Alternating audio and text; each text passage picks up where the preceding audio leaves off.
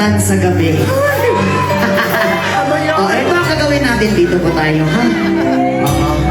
Totoo talagang walang magagalit sa'yo. Pagka may